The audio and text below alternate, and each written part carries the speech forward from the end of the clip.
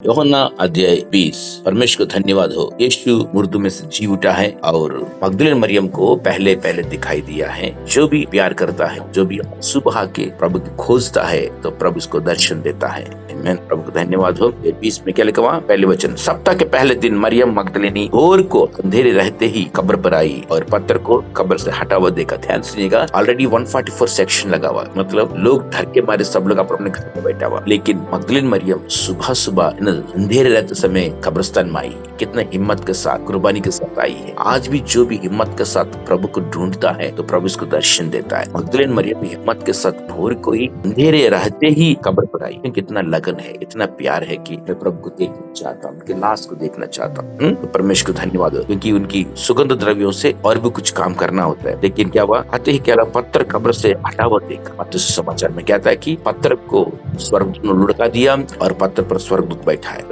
यीशु को कब्रिस्तान में रखा, उनके सामने एक पत्थर रखा हुआ, उस पत्थर को स्वर्गदूत ने लुढ़का दिया है और लुढ़का के स्वर्गदूत पत्थर पर बैठा। पत्थर पर क्यों बैठा? क्योंकि वो पत्थर पर रोमा सरकार का मोहर है। रोमा सरकार का मोहर है, उसके पास कोई जाना नहीं और वो मोहर को कोई तोड़ना नहीं। वैसे है, उन दिनों में रोमन गवर्नमेंट पूरा दुनिया में राज्य कर रहा है, क्योंकि पूरा दुनिया में बहुत सरकार राज्य किया, लेकिन 4 सरकारें बहुत महत्वपूर्ण है। एक तो बाबिलोन सरकार, दूसरा मादी पारसी सरकार, तीसरा यूनानी सरकार, चौथी रोमा सरकार। ये रोमा सरकार बहुत खतरनाक सरकार है, इसको लोहे की सरकार कहता है। और इस लोहे की सरकार में यीशु को क्रूस पर चढ़ा दिया है और ये सरकार ने उस पत्थर पर मोहर लगाई। लेकिन परमेश्वर को धन्यवाद हो, यीशु मसीह पुनरुत्थान के बाद उस मोहर को तोड़ के स्वर्गदूत ने क्या किया था? वो चट्टान पर बैठा। इसके मतलब उस सरकार पर बैठा है। प्रभु कहता है कि हर एक सरकार मेरे पांव के नीचे है, क्योंकि वो राजाओं का राजा और प्रभुओं का प्रभु है। कोई भी सरकारी आता है तो ईश्वर के नीचे है, ईश्वर के पांव के नीचे रहता है। ईश्वर की मर्जी के बिना कोई प्राइम मिनिस्टर नहीं बन सकता, कोई प्रेसिडेंट नहीं बन सकता। हर एक सरकार जो है ईश्वर की मर्जी के अनुसार बनता है। प्यारे बहन, अद्भुत बात यह है कि वो पत्थर लुढ़का दिया और वो पत्थर पर स्वर्गदूत बैठा है। यस, आज भी परमेश्वर को धन्यवाद, कोई भी मोहर हो, कोई भी बंधन हो, प्रभु तोड़ देता है। यीशु के पुनरुत्थान के सामर्थ्य के सामने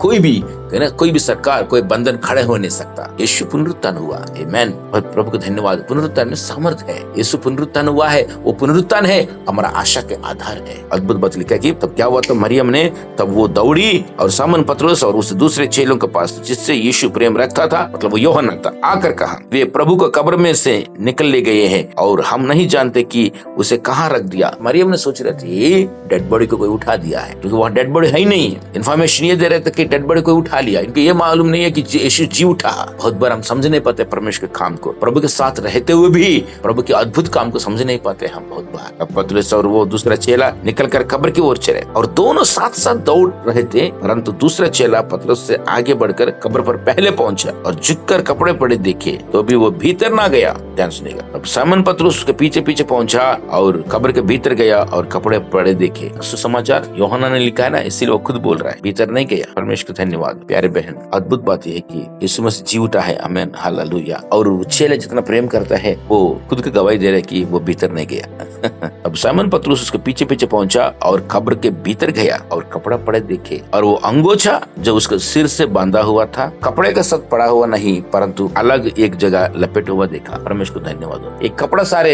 हमारा शरीर को दर्शाता है, कलीसिया को दर्शाता है। सिर जो अंगोछा जो है कि यीशु मसीह को दर्शाता है। ध्यान सुनिएगा, यीशु मसीह कलीसिया का सिर है, वो हमेशा सुरक्षित रहता है। मतलब कपड़ा जो है कि अलग अलग रहता है, कपड़ा एक तरफ, अंगोछा एक तरफ। ध्यान सुनिएगा, इसकी मतलब कलीसिया एक तरफ हो रहा है, यीशु मसीह एक तरफ हो रहा है, लेकिन मिलके रहना। सिर सुरक्षित है, अंगोछा सुरक्षित है, लेकिन ये बदन जो है कि बदन में जो बांधा हुआ कपड़ा जो है कि कपड़ा ऐसे पड़ा हुआ, आज भी कलीसिया है ऐसे पड़ा हुआ। सही रहना जरूरी है, सही स्थिति में आना बहुत जरूरी है। क्या लिखा है? चलिए, तब दूसरे चेला भी जो कब्र पर पहले पहुंचा था भीतर गया और देखकर विश्वास किया। वे तो अब तक पवित्र शास्त्र की वो बात ना समझे थे कि उसे मरे हुए में से जी उठना होगा। Praise the Lord. यीशु मसीह जी उठेंगे। हर एक मोमेंट यीशु मसीह के जीवन में, इनकी जिंदगी के बारे में भविष्यवाणी हुआ है, भविष्यवक्ता ने भविष्यवाणी किया है। इनका जन्म, जीवन, रहन सहन, मृत्यु, पुनरुत्थान, आगमन, सब के बारे में पहले से बाइबल में लिखा है। इसलिए यीशु मसीह बार बार कहता है कि मैं व्यवस्था को और भविष्यवक्ताओं के वचन को पूरा करने के लिए आया। यीशु मसीह को मालूम था कि ये करना है, ये करना है, ये करना है। प्रभु को धन्यवाद, इसीलिए उसके अनुसार चलता था। लेकिन क्या होता, चेले घर लौट गए। ये सिचुएशन को देख के, कब्रिस्तान को देख के, तब वे चेले अपने घर लौट गए, परंतु मरियम रोती हुई कब्र के पास ही बाहर खड़ी रही। Yes, praise the Lord. जो प्रभु के लिए खड़े रहेंगे, जो ढूंढते रहेंगे, जब तक ना मिले तब तक मैं ढूंढूंगा, जब तक ढूंढेंगे बोल के जब फैसला करके ना, हिम्मत का फैसला करके, निर्णय लेके प्रभु को ढूंढते रहेंगे, रहेंगे तो प्रभु का दर्शन जरूर पाएंगे। आमीन। इसने क्या क्या फैसला किया, कब्र के पर रह गए, रोती रही, मेरे प्रभु को कौन उठा लेके चले गया, रोती रही ना, रोते रोते कब्र के ओर झुक कर दो स्वर्गदूत को उज्ज्वल कपड़े पहने हुए, एक को सिरहाने और दूसरे को पैताने बैठे देखा जहाँ यीशु की लोथ पड़ी थी। ध्यान सुनिएगा, चेले भी आया, उनको दिखाई नहीं दिया, लेकिन मरियम रो रो के जब वो देखी थी तब उनको दिखाई दिया। ध्यान से सुनिएगा, आज भी प्रभु यीशु मसीह चर्च में आता है, चर्च में घूमते, लेकिन हमको मालूम नहीं था। स्वर्गदूत आता है, हमको दिखता नहीं है, लेकिन जो सच्चा दिल से रोता है, जो सच्चा दिल से ढूंढता है, लव लगा कर, है ना, जब तक ना मिले तब तक मैं ढूंढूंगा बोल के जब हम ढूंढता है तो प्रभु का दर्शन जरूर पाते हैं। प्रभु यीशु खुद बोला कि प्रभु यीशु मसीह ने क्या कहा, ढूंढो तुम पाओगे। सच में मरियम को दो स्वर्गदूत दिखाई दिया, है तो कब्रिस्तान स्वर्गदूत है, लेकिन पतरस यूहन्ना उनको नहीं दिखाई दिया। कभी कभी चर्च में प्रभु को उपस्थिति होती है, प्रभु ने वादा किया 2 और 3 जन मेरे नाम में जहाँ भी करते रहो मैं वहाँ रहूंगा, रहता है, हमको दिखता नहीं, लेकिन सच्चा दिल से जब आंसू बहा कर, है ना, सच्चा दिल से, पवित्र दिल से जब प्रार्थना करना शुरू करेगा तो प्रभु को देखता है। आज भी दिखता है प्रभु ऐसे लॉर्ड। और क्या लिखा हुआ,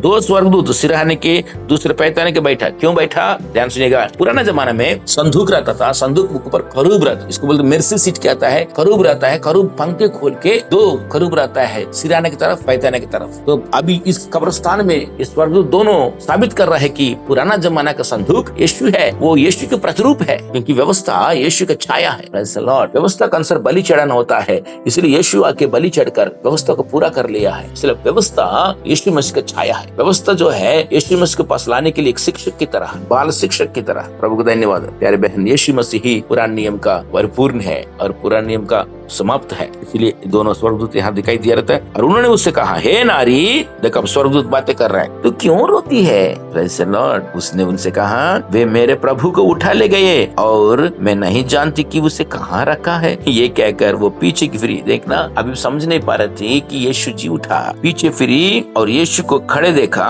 और ना पहचाना कि ये यीशु है। देखना, यीशु को पहचान नहीं पाए, इसकी मतलब यीशु का रूप बदला, रोशनी पहचान नहीं पाया, इसीलिए पहचान नहीं पाया। वो कंफ्यूजन में तो ऑलरेडी वो टेंशन में थी, मेरे शरीर को, मेरे यीशु के शरीर को कौन उठा ले गया। टेंशन में तो कभी कभी कुछ पहचान नहीं पाता है, टेंशन में रहते समय कौन क्या बोल रहा समझ में नहीं आता है। फिर शांत रहना। प्रभु का धन्यवाद हो। क्या लिखा हुआ, यीशु ने उससे कहा, हे नारी, तू क्यों रोती है? वो भी पूछ रहा था, किसको ढूंढती है? यीशु मसीह कह रहा था। उसने माली समझकर उससे कहा, हे महाराज, यदि तूने उसे उठा लिया तो मुझसे कह कि उसे कहाँ रखा है और मैं उसे ले जाऊंगी। माली समझ रहा है। बहुत बार यीशु मसीह को माली समझते, महिमा का प्रभु को, महिमा परमेश्वर को, महिमा स्वरूपी ईश्वर को हम माली समझते हैं। यीशु ने उससे कहा, मरियम।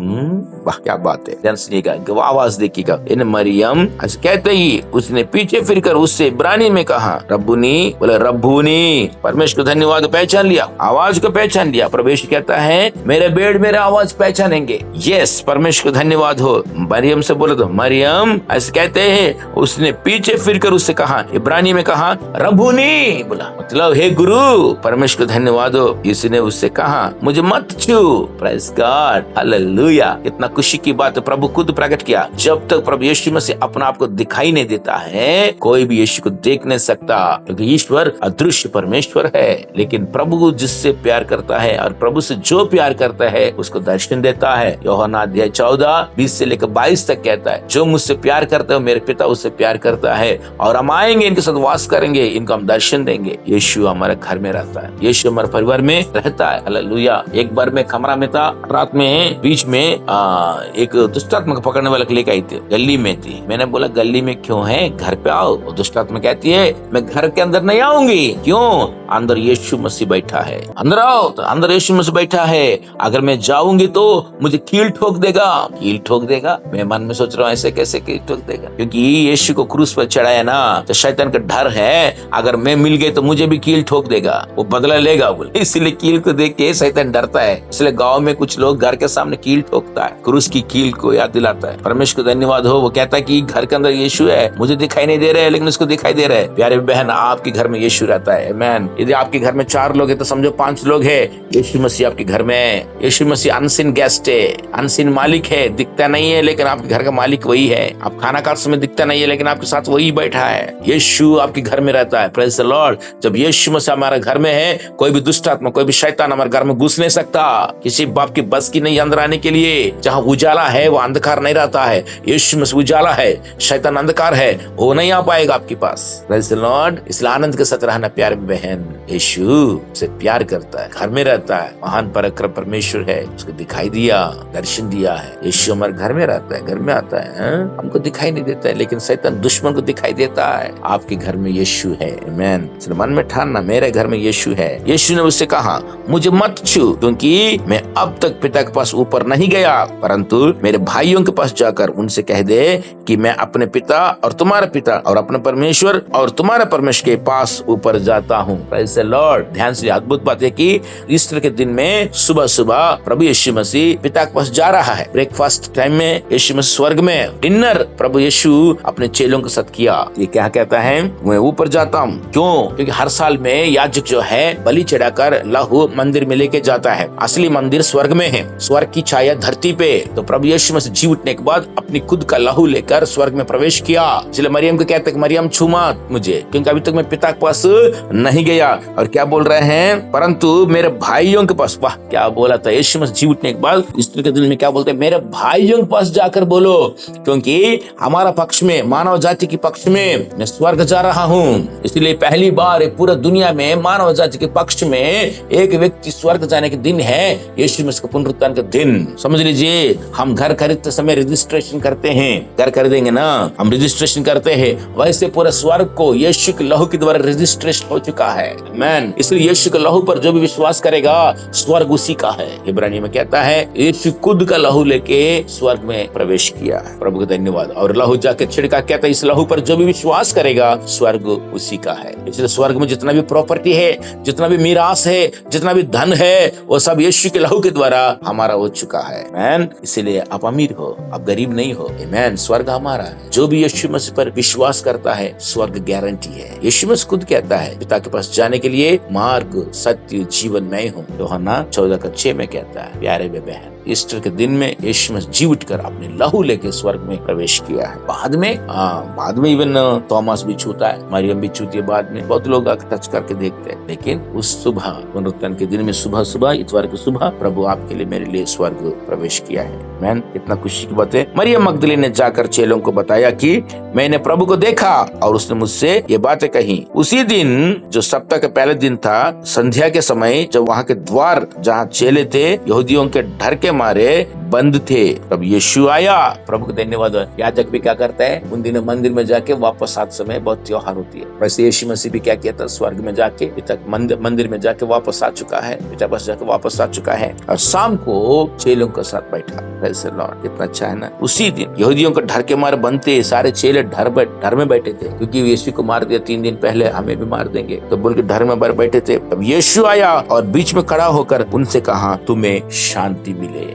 आमीन, हालेलुया। डर के मारे लोगों को शांति नहीं है। आज पूरा दुनिया में डर छा गया है, मृत्यु का डर, इलेक्शन का डर, प्रॉब्लम्स का डर, कुछ ना कुछ डर रहे। डर के मारे शांति नहीं है, लेकिन इसके बीच में शांति देने वाला प्रभु है। मैं आशा करता हूँ कि आज प्रभु आपको शांति दे, आपका आनंद दे, क्योंकि यीशु मसीह मर के जी उठा है। आमीन। प्यारे बहन, आनंद से रहिएगा, खुशी में रहिएगा, परमेश्वर आप सबको संभाले। चेले डर के मारे बैठा हुआ था, वहाँ यीशु आकर कहता है कि तुम्हें शांति मिले। आज प्रभु यीशु शांति देता है। प्रभु यीशु क्या कहते हैं, मैं तुम्हें शांति देता हूँ। पहले ही बोला था एक बार, यूहन्ना 14:27 में, मैं तुम्हें शांति देता हूँ, जैसे दुनिया देता है वैसे नहीं, मैं अपनी शांति देता हूँ। Praise the Lord. दुनिया शांति देगा 1-2 घंटा के लिए, लेकिन बाद में सिर दर्द देती है। पिक्चर अच्छा बोल के लोग देखते हैं, सीरियल अच्छा बोल के देखते, शांति मिलेंगे, लेकिन कुछ लोग देखते देखते रोने लग जाता है, इसको तो टेंशन बढ़ जाता है। दुनिया की शांति 1-2 घंटा के लिए होती है, लेकिन बाद में परेशान कर देती है। लेकिन यीशु शांति देता है हमेशा के लिए। यीशु की शांति कैसे है? यीशु एक दिन नाव में जा रहा था, बहुत बड़ा तूफान हो रहा है, बारिश हो रहा है, लेकिन यीशु मसीह उस नाव में सो रहा था। ये है शांति। तूफान में कोई सो सकता है, बारिश में कोई सो सकता है, लेकिन यीशु मसीह सो रहा है। ये शांति है। वैसे आपके चारों तरफ बहुत तूफान होता है, मुश्किल, मुसीबत, फाइनेंशियल प्रॉब्लम, हेल्थ प्रॉब्लम्स, पैसे की तंगी, बीमारियां, परेशानी, बच्चों के टेंशन, पति के टेंशन, बीबी की टेंशन, इस सारे प्रॉब्लम, समस्या के बीच में, सारे समस्या के बीच में आप आराम से सो पाओगे, लेकिन सोने के लिए ताकत परमेश्वर देता है। ये है शांति है। तेरे चारों तरफ बादल की तरह कितना भी समस्या घेर ले, कितना भी मुश्किल घेर ले, मकड़ी की जाल की तरह कितना भी समस्या तुझे घेर ले, इसके बीच में प्रभु आपको शांति देगा। इसलिए यीशु मसीह मेरे लिए मरकर जी उठा बोल के जब विश्वास करके मुंह संग यीशु ही प्रभु बोल के मुंह संगी करके दिल से विश्वास करोगे तो उद्धार पाओगे। क्योंकि यीशु ही प्रभु बोल के मुंह संगी करे, वो मुर्दों में से जी उठा बोल के दिल से विश्वास करेगा तो उद्धार पाएंगे। क्योंकि उद्धार पाने के लिए मुंह संगी कर किया जाता है, धर्मी बनने के लिए दिल से विश्वास किया जाता है। यदि आप विश्वास करोगे क्यों तो परमेश्वर आपको उद्धार और शांति देता है। प्यारे बहन, आपने विश्वास किया, प्रभु आपको रक्षा करेगा, आपको उद्धार दिया, आमीन। प्रभु आपको दर्शन देगा, प्रभु एक नया शांति देगा। मैं आशा करता हूँ आज का दिन आपके लिए शांति का दिन बने। प्रभु आपसे बहुत प्यार करते हैं। कोई आपसे प्यार करे ना करे, यीशु मसीह बहुत बहुत प्यार करता है। इसलिए आनंद के साथ रहिएगा। मन में ठानना, कोई भी छोड़ दे मेरे यीशु कभी भी नहीं छोड़ेगा। अब कोई भी हो, यीशु मसीह आपसे बहुत प्यार करता है। God bless you.